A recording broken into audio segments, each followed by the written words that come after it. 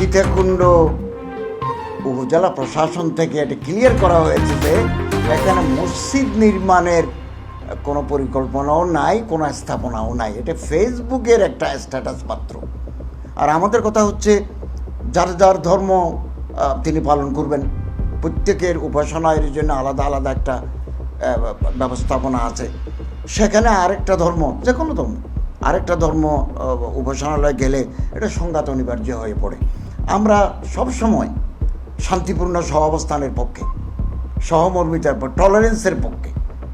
তো যেহেতু চন্দ্রনাথ সীতাকুণ্ড এই এলাকায় প্রতি বছর পুণ্যার্থীরা আসেন দেশ বিদেশ থেকে, এটার স্যাংটিটি, এটার পুণ্যার্থীগণ যাতে শান্তিপূর্ণভাবে তারা শ্রদ্ধা জানাতে পারেন, এই ব্যাপারে আমাদের গভর্নমেন্ট অত্যন্ত তৎপর। সাম্প্রদায়িক সম্প্রীতি বিনষ্ট হয় এরকম কোনো বিতর্কিত পদক্ষেপ আমরা নিতে দেব না। মসজিদ যদি কারো তৈরি করতে হয় তাহলে তো মুসলিম পপুলেটেড এরিয়া আছে, চন্দ্রনাথের পাহাড়ের উপরে মসজিদ বানাতে যাবে, ওখানে নামাজ পড়তে যাবে কে? এটা আসলে গুজব, এটার কোনো ভিত্তি নাই।